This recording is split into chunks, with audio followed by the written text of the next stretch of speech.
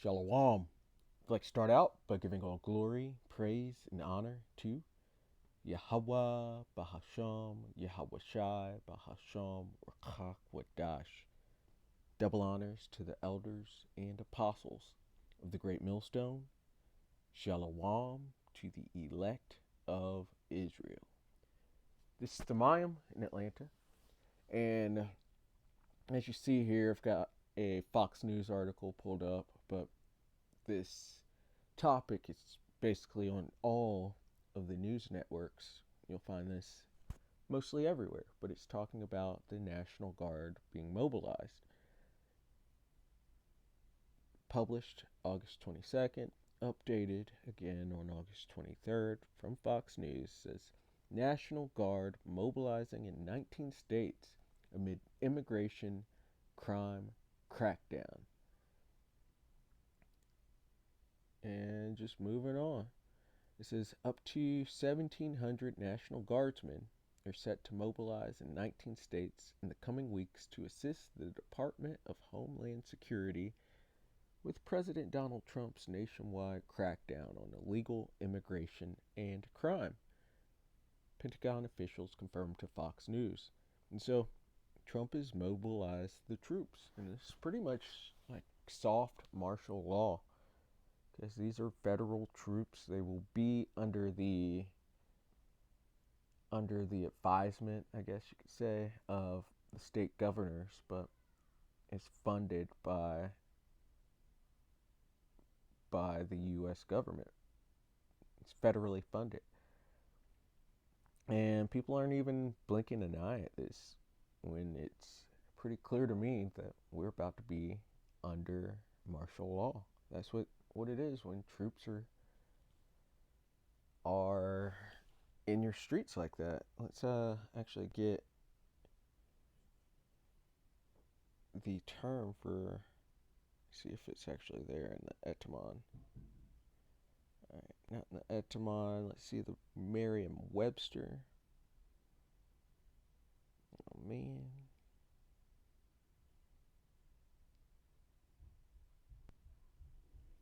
See, always looking up Trump. Trump's always being looked up nowadays. Martial law definition. Alright, from, I guess it's basically the AI overview for the Brave browser. But it says martial law definition. Martial law is the temporary replacement of civilian government by military rule, typically declared during emergencies such as war, natural disasters, civil unrest, or rebellion, when civil authorities are deemed unable to function. It involves the suspension of normal civil rights and the extension of military authority, including the power to enforce laws, impose curfews, and subject civilians to military justice or tribunals, which means you could basically be executed right there on the spot. It says while theoretically temporary, a state of martial law can continue indefinitely in place.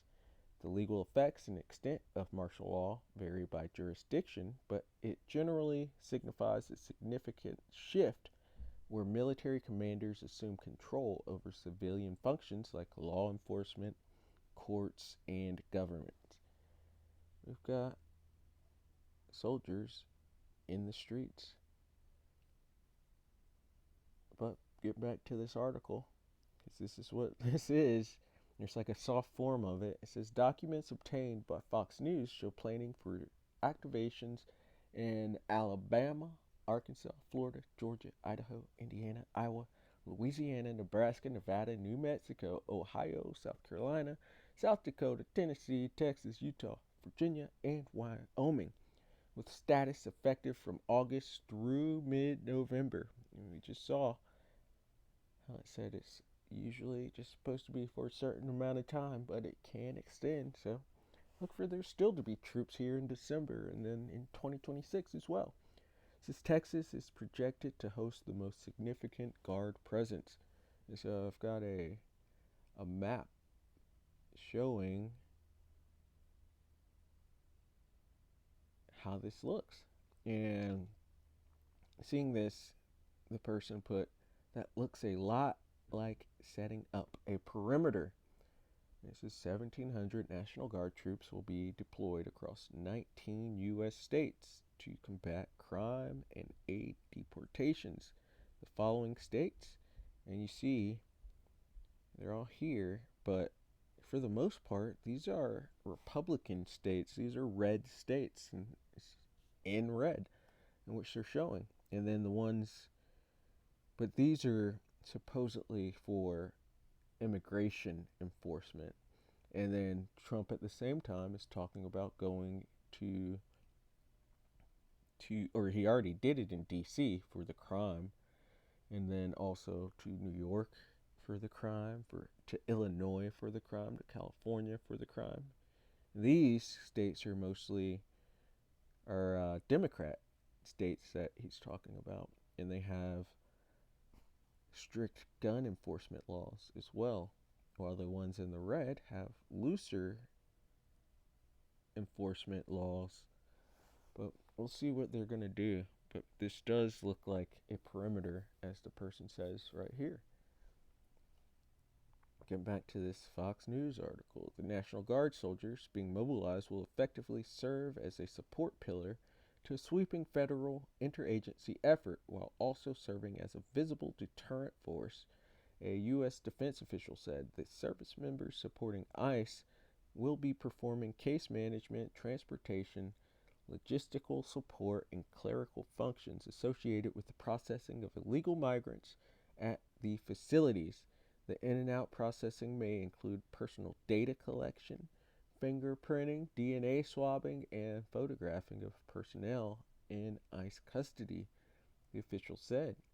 Wait until they're actually injecting people with the MOTB as well to be released. We'll see. Since Trump has indicated in recent days his administration aims to broaden the Washington, D.C. operation to other states, telling a group of federal agents and National Guard troops at a D.C. patrol center Thursday, we're going to make it safe, and we're going to then go on to other places. So they're starting at the Capitol in D.C. and probably going into Illinois next, and then to New York, and then to California. It says on Friday in the Oval Office, Trump said, "I think Chicago will be our next. And then we'll help with New York," Trump said. The U.S. defense official told Fox News, "We won't speculate on further operations, but can tell you that the department is planning organization and continues to work and plan with other agency partners to protect federal assets and personnel." When you look at the picture down there, you got Jake there doing the enforcement, which, Jake, you need to get out of these positions, because World War III is coming, and you'll literally be fighting against Yahushua, your savior. But he's going to put you down if you're still there. And if you're in these different agencies, different military branches, you're going to have to get the MOTB if you don't have it already. You're doomed in there. Got to get out from serving the Roman armies. Get out. But they ain't going to listen. And it doesn't matter, because his elect will listen. Yahushua's elect will listen. But that guy said it looks like they're setting up a perimeter. So this is the book of Luke 21 and verse 20.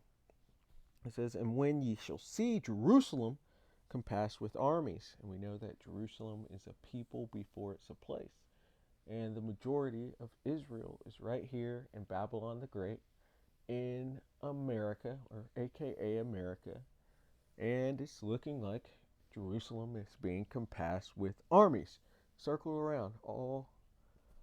There's a whole perimeter set up of armies, and this is just the beginning of it. We're really in the beginning of sorrows and of great tribulation. The day of the Lord is coming. We're watching Esau's world fall and Jacob's world begin. But with that comes great heartache, really. Lots of pain is coming, because Esau is a violent man, and that's how he's been able to take the world. So he's going to try to use his violence and his weapons, his blessing, the sword, to stay in power. But it's not going to happen because Yahweh sword is much larger. Yahweh is the one that gave them that blessing. And he's coming to take it back, to remove it from them.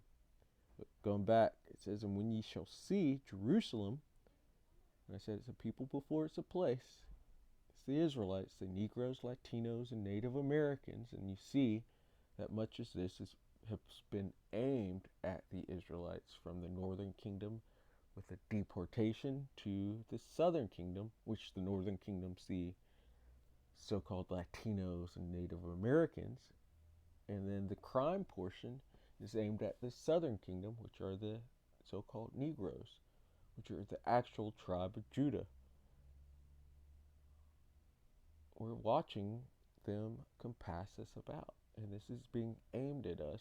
They're trying to get rid of their Israelite problem, but it's not going to work. This is their downfall.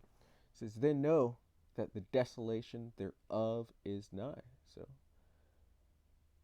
we're close to all hell breaking out.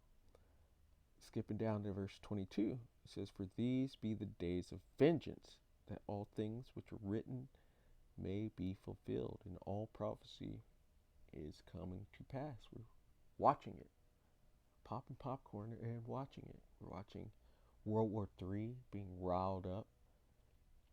These Russians are ready to go. We're watching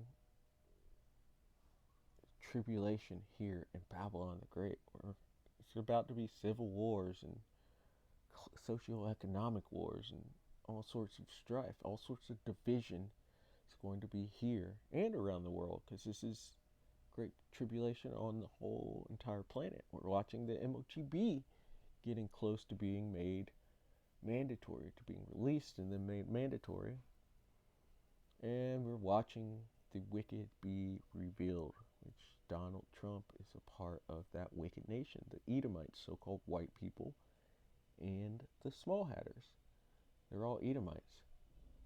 And they've spread their seed around to where they're going to look like all of the other nations as well, just like Israel's seed has been scattered through the four corners of the earth. So we're going to look like all of the nations.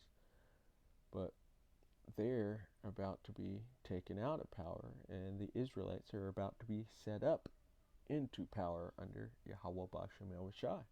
And it's going to be a righteous kingdom where there will be no place for wickedness. And so the wicked, the Edomites, will have no place in that kingdom, except as slaves. But when their time of being slaves is done, they'll be completely taken out of existence. They're going to all get burned up at once. Obadiah 1 and 18. Jumping over to 2nd Esdras, chapter 15, and verse 16. Actually, let's start at 14. It says, woe to the world and them that dwell therein. Woe is destruction. It says, for the sword and their destruction draweth nigh. The sword is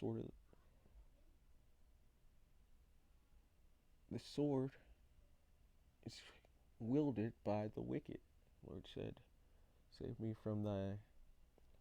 Actually, let's get it.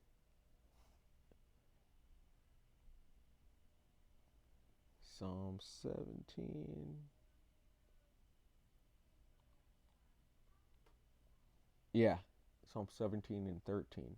Rise, O Lord, disappoint him, cast him down, deliver my soul from the wicked being the Edomites, which is thy sword, and that's their blessing. But the Lord uses them to punish the people, especially the Israelites. So here comes Esau. It says, for the sword, for the Edomites, and their destruction draweth nigh. And one people shall stand up and fight against another, and swords in their hands. So these modern day weapons. And I don't want to replace that word, the sword, with the Edomites. Salakia. It says, for the sword and their destruction draweth nigh, and one people shall stand up and fight against another, and swords in their hands. So we're about to watch this division come come to a head. People can only take so much, and we're watching as it goes from words to getting physical. It says, "For there shall be sedition among men," which, let's get that word sedition. Sedition. Rebellion, uprising, revolt. So, for there shall be rebellion, for there shall be uprising, for there shall be revolt among men, and invading one another. They shall not regard their kings, nor princes. That includes Trump. He's one of the kings. These judges, these senators, these congressmen. They're all the kings and princes. The heads, the rulers, they're not going to be regarded in this time. In the course of their actions shall stand in their power. Just look what they're doing. They're compassing Babylon with armies. It says, "A man shall desire to go into a city and shall not be able to." Shall not be able. It's martial law. We're seeing the troops being set onto the streets. There's going to be checkpoints and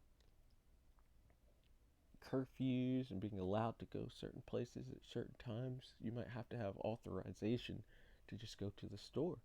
And then ultimately they want to put out their MOTB, which will give you authorization to buy and sell. We're watching this happen. A man shall desire to go into a city and shall not be able. Military checkpoints under martial law. For because of their pride, the city shall be troubled. The houses shall be destroyed, and men shall be afraid. And this is a very proud place. And that pride has blinded these people. They don't even see that their destruction is drawing nigh. But they are going to be in fear. It says, "A man shall have no pity upon his neighbor, but shall destroy their houses with the sword." And this is any weapon. "And spoil their goods because of the lack of bread and for great tribulation." Because of the lack of bread, famine's also coming. Famine is going to come. I saw last week where Trump burnt up a lot of emergency supplies of food. Famine's coming. All these terrible things that are within the scriptures are about to be right in our face. It says, "and for great tribulation." I also want to get that word. Tribulation. From the Etymon online. It says, "state or condition of great affliction, oppression, suffering, or distress, physical, emotional, or spiritual." And this tribulation is going to be on all fronts. All fronts. The MOTB coming out, that's spiritual oppression, great affliction. There's going to be physical suffering, men invading each other with the sword. There's going to be emotional distress because you're going to be watching your loved ones die.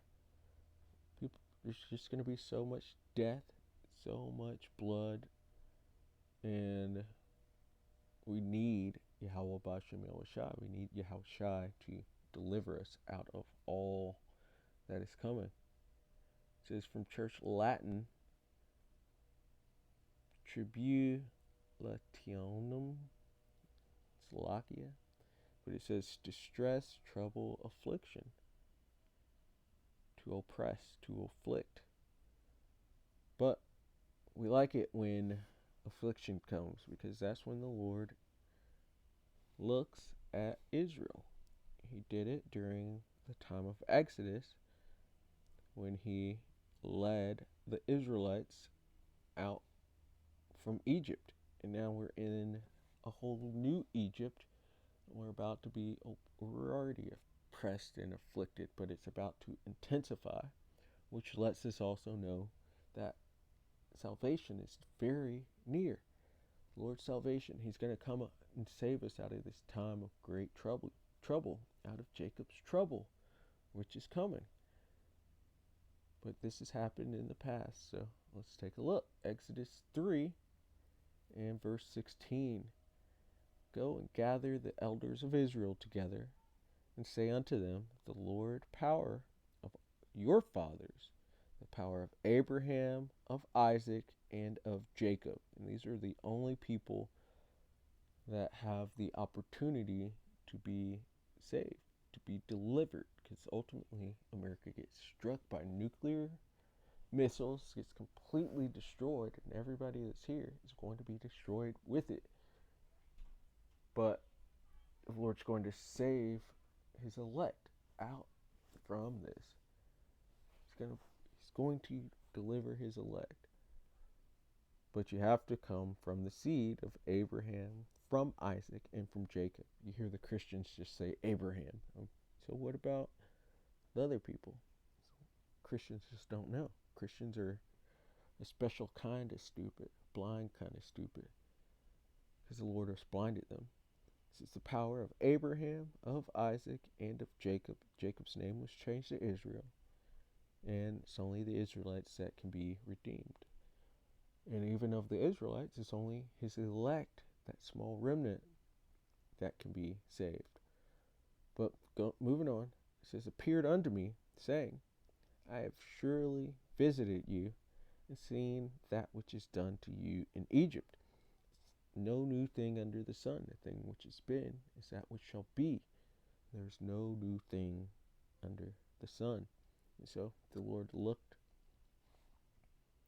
at us then and delivered us out of Egypt, and he's going to do it again in this new Egypt that we're in. You could go to Revelation 11, and it talks about how this great city, which is called Egypt and Sodom, you can see why. Egypt for the captivity and the bondage, the oppression, the affliction, and Sodom for all the alphabet lifestyle that they push. It's got a great judgment that it's going to partake in. But the Lord's going to redeem his elect. And it says, and I have said, I will bring you up out of the affliction of Egypt into the land of the Canaanites and the Hittites and the Amorites and the Perizzites and the Hivites and the Jebusites, unto a land flowing with milk and honey, to the land of Israel. And that's what's going to happen all over again. Because you could just replace Egypt right there. And I have said, I will bring you up out of the affliction. And we just saw affliction was one of the words for tribulation, which is why we're here, because we're coming into great tribulation, or great affliction, great oppression of Egypt. You can replace Egypt with America. And I've said, I will bring you up out of the affliction of America into the land of the Canaanites and the Hittites and the Amorites and the Perizzites and the Hivites and the Jebusites, unto a land flowing with milk and honey, unto the land of Israel. He's about to take us home. But first we have to get through this great tribulation, this great affliction, all this oppression and confusion that is here within Babylon the Great, America. But that time is coming. And so let him bring these troops and let him compass Jerusalem round about. Because the Lord is going to lift up a standard. So, Lord willing, that was edifying. I'd like to give all glory, praise, and honor to Yahweh, Bahasham, Yahweh Shai, Bahasham, Rakakwadash. Double honors to the elders and apostles of the great millstone. Shalom to the elect of Israel. Shalom.